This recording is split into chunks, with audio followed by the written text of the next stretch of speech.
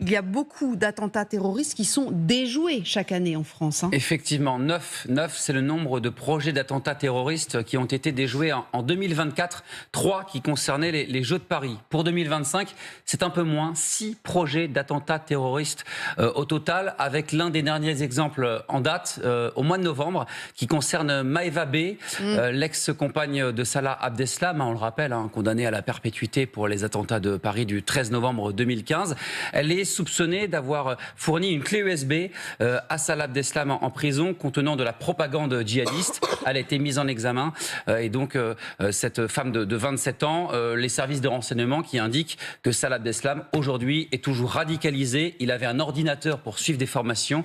Il lui a été confisqué. Autre exemple, mois d'octobre, toujours 2025, 3 femmes, une vingtaine d'années environ, soupçonnées d'avoir préparé un projet d'attentat djihadiste, des discussions en ligne. On parlait d'armes à feu, on parlait de ceintures d'explosifs et un projet qui visait notamment une salle de spectacle et un projet notamment autour d'un bar à Paris. Et puis 2 mineurs, là aussi c'est un peu plus loin, nous sommes au mois d'août, mis en examen, soupçonnés de projets d'action violente à caractère djihadiste. 2 cibles, des lieux de culte, notamment des synagogues et la Tour Eiffel. Et puis, on peut citer d'autres exemples. Un dernier, par exemple, celui du mois de juin.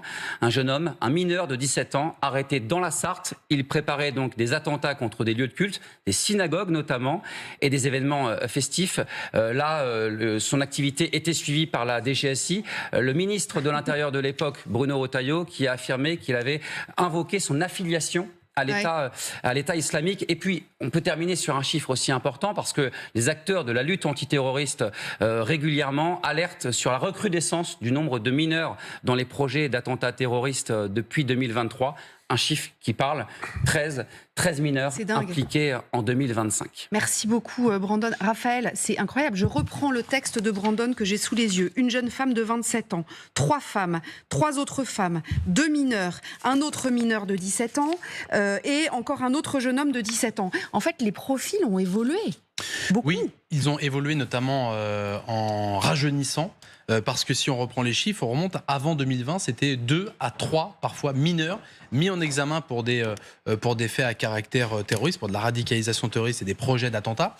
Et là, on le voit, post-2020, encore plus ces dernières années, l'année dernière et encore l'année précédente, un rajeunissement. Quand on parle de mineurs, bien entendu, on parle de ceux de moins de 18 ans, mais il y a des adolescents, j'ai envie de dire 14, 15 ans, qui parfois fomentent déjà ces projets d'attentats terroristes. Et puis, au-delà de ce rajeunissement, il y a aussi un nivellement, notamment par le bas, du profil de la fragilité, de la déscolarisation de ces très jeunes personnes qui ne suivent plus un cadre et qui parfois se radicalisent dans leur coin grâce aux réseaux sociaux et notamment à l'international avec les jeux vidéo où ils parlent énormément à des personnes qui sont très loin de la France et qui peuvent commencer à infuser dans leurs esprits des idées terroristes. C'est vrai qu'on a beaucoup, Christian Flech, des auto-radicalisés. Moi, je me souviens d'une émission qu'on avait fait ensemble avec vous, Raphaël, où on avait mis un extrait d'un sujet que vous étiez allé tourner, des jeux vidéo qui étaient infiltrés, en fait, de messages de haine avec des drapeaux de l'État islamique, etc., etc. Oui, bien sûr. On a découvert en 2015 qu'il y avait des commandos qui étaient capables de se projeter pour faire des actes de terrorisme en France. Depuis cette période-là, on n'a plus de menaces et l'exemple a été donné par les Jeux Olympiques où on aurait pu penser que des commandos seraient arrivés pour les perturber. Ça n'a pas été le cas, mais on a effectivement des gens qui sont de plus en plus jeunes, qui s'auto-radicalisent par un certain nombre de systèmes. C'est des messageries cryptées dont les renseignements, mais aussi la police judiciaire de façon générale, aurait souhaité pouvoir un accès total, mais ça n'a pas été encore possible. Et puis les jeux vidéo, vous l'évoquez, et des boucles. Et je lis que le ministre de l'Intérieur dit que la menace terroriste était très élevée. Il y a encore quelques temps, il se contentait de dire élevée. Ça veut dire que là, on a franchi une étape et qu'on a des vrais sujets. Et il connaît parfaitement la situation. On a des raisons de changer d'étape. C'est-à-dire qu'on a des informations qui le... Il ne faut pas oublier que hier, l'Allemagne a annoncé qu'elle avait interpellé des personnes qui envisageaient une action sur un marché de Noël. Ouais. Donc l'Allemagne, c'est pas extrêmement loin. Donc on a un vrai sujet actuellement de menaces terroristes.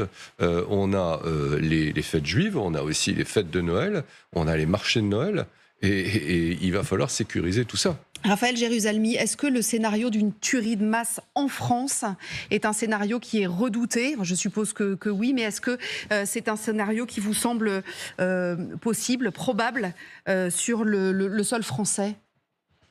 Oui, absolument. Il faut d'abord faire la part entre les jeunes dont vous parlez, les mineurs, qui sont donc ce qu'on appelle en général des loups solitaires, qui sont influencés, manipulés à travers les réseaux sociaux, et qui sont en général des âmes faibles, dirons-nous, facilement manipulables, mais qui ne peuvent pas véritablement causer de graves dégâts, de graves attentats.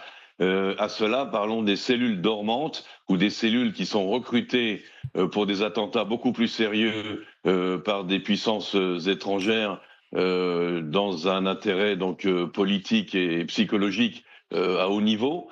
C'est deux choses tout à fait différentes. Et on voit dans les reportages que vous venez de montrer que la protection, en fait, c'est la dernière mesure. La protection, c'est déjà, il est presque trop tard. Protéger les synagogues, protéger les marchés de Noël, oui. Mais en vérité, le véritable travail se fait en amont. C'est un travail de renseignement, c'est un travail de surveillance, de monitorer les personnes radicalisées, ceux qui les radicalisent. Et là, juste pas plus tard que ce matin, cette inquiétude a été partagée. J'ai parlé avec un colonel de la gendarmerie nationale française. Par hasard, ce matin, nous étions en contact. Nous partageons la même inquiétude quant au fait qu'il y a des laissés pour compte dans toute cette opération contre le terrorisme, à commencer par les législations existantes en France. Il va falloir réviser les législations existantes en France pour permettre aux forces de police et de sécurité françaises d'avoir un peu plus de liberté d'action lorsqu'ils sont sur le coup de quelque chose de très suspect, de quelque chose de louche. Je sais que c'est un problème de démocratie, des valeurs républicaines, etc. Mais d'un autre côté, la sécurité des citoyens français étant en jeu, il y a une amélioration certaine à faire dans la législation française pour permettre aux services de sécurité de faire leur travail. Et je pense aussi une prise de conscience politique qui n'est pas encore suffisante sur le plan des budgets des personnels qui doivent être alloués donc à la surveillance, à la détection de l'attentat bien avant que le terroriste passe à l'acte, parce que là, il est souvent déjà trop tard, même si sur place, il y a des policiers pour protéger les gens. Ceci dit, effectivement, Jacques Poinat, c'est vrai que la meilleure façon de déjouer un attentat, c'est de le détecter avant qu'il soit commis, bien entendu, avec un renseignement de qualité, un commando projeté depuis l'étranger, façon, si j'ose dire, 13 novembre. Est-ce que c'est encore un risque en France ou pas ? C'est moins probable qu'auparavant, mais vous savez, le renseignement, même les pays les plus vigilants, Israël le 7 octobre, peuvent avoir des failles de renseignement. Donc je dirais que contre le terrorisme, c'est une série de barrages. Et effectivement, le dernier, c'est la protection physique des lieux menacés et des lieux publics en général. Mais le renseignement est essentiel et permet sans doute en France aujourd'hui de mettre fin au projet terroriste avant, mais on ne peut jamais être sûr. Oui. Une opération complexe, lourde, dont la préparation s'étale sur des mois, est aujourd'hui beaucoup plus difficile que cela l'était en 2015, par exemple. Mais personne ne peut dire que ça ne se produira pas. Il y a un barrage qui est peut-être aussi très efficace, et vous allez me dire toutes les deux, mais je crois que c'est le cas en Israël, c'est les populations. Marc, ce mot, la population qui s'éduque justement au risque sécuritaire. Quand on voit cet homme tout à l'heure qui désarme, alors je ne vais pas conseiller à tout le monde d'aller tenter de désarmer un terroriste, il n'empêche que des populations, des Israéliens sont extrêmement habitués à vivre avec le risque sécuritaire. Absolument, les Israéliens ont appris à vivre avec le terrorisme, mais c'est très frappant après des attentats suicides, où en France on continue à mettre des fleurs, des objets commémoratifs. En Israël, non. Ça fait partie des risques, ça fait partie d'une société qui, à bien des égards, reste à la fois une grande démocratie et en même temps une société de plus en plus sécuritaire. Raphaël Maillochon, effectivement, on le voit d'ailleurs parce que depuis quelques années, on pense par exemple à nos enfants qui ont chaque année à l'école l'exercice anti-intrusion, l'exercice anti je ne sais quoi. Il y a beaucoup, on prépare quand même beaucoup les esprits. On aide les citoyens à se responsabiliser sur un potentiel risque. Oui, parce que le ministère de l'Intérieur, qui est le premier, lorsqu'il y a des crises en France et des attentats terroristes, est le premier à faire ce qu'on appelle des retours d'expérience. Et effectivement, en lien avec, là, pour le coup, le ministère de l'Éducation nationale, eh bien, il y a effectivement ces exercices. Alors, ils ne sont pas nouveaux dans le sens qu'ils ne datent pas de quelques années, mais en tout cas, ils s'ancrent toujours dans notre culture, effectivement. Et dès le plus jeune âge, il y a des exercices de simulation, alors qu'ils peuvent paraître effectivement traumatisant pour de très jeunes enfants de se cacher, se calfeutrer sous la table, mais l'exercice pédagogique in fine est un petit peu plus supérieur à tout cela, c'est de se dire d'amener tout cela par le jeu, mais que le jour J où cela doit se présenter dans une école primaire par exemple, eh bien que les cultures, les esprits soient déjà présentés à ce risque-là. C'est ça. Jacques Poinas, Christian Flech, les attentats de 2015, je parlais tout à l'heure avec Jacques Poinas du potentiel retour d'expérience sur la lutte contre des commandos qui seraient projetés. D'un point de vue sécuritaire de la police, des forces de police qui sécurisent la vie quotidienne des Français, il y a beaucoup de choses qui ont changé de ce point de vue-là. Alors, il y a une chose qui, par exemple, est fondamentale, c'est que maintenant, les véhicules de BAC ou les véhicules des PSIC de gendarmerie sont équipés avec une arme longue et des gilets lourds et des casques. Ça veut dire que, par exemple, pour neutraliser un des terroristes, il y a des armes longues qui sont, ça aide à neutraliser à distance par rapport à une arme de poing. D'accord. Ça veut dire qu'auparavant, on avait tendance à sécuriser une zone et à négocier une reddition. Là, on a bien compris depuis 2015 que les gens sont là pour se faire tuer après avoir tué du monde. Donc, la police est là. La reddition n'est plus une option, en fait, quasiment pas. La reddition est toujours à tenter, mais on voit bien que c'est plus l'option qu'ils veulent retenir. Donc, la police et la gendarmerie sont là pour intervenir le plus vite possible pour limiter le nombre de morts. On a bien vu qu'au Bataclan, sur les 3 terroristes, le premier a été neutralisé par des tirs de policiers et que les autres, du coup, se sont repliés.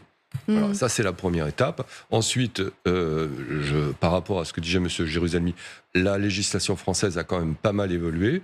On a un certain nombre de pouvoirs. On a une vieille infraction qui est l'association de malfaiteurs terroristes qui permet d'englober un certain nombre de préparations d'attentats concrétisés par un certain nombre de faits. On a des moyens de sécurisation, par exemple, Jacques Poinas l'évoquait, la possibilité qu'un préfet prenne un arrêté qui sécurise une zone. Ça veut dire que sur cette zone, on ne peut pas rentrer sans avoir été sécurisé, fouillé.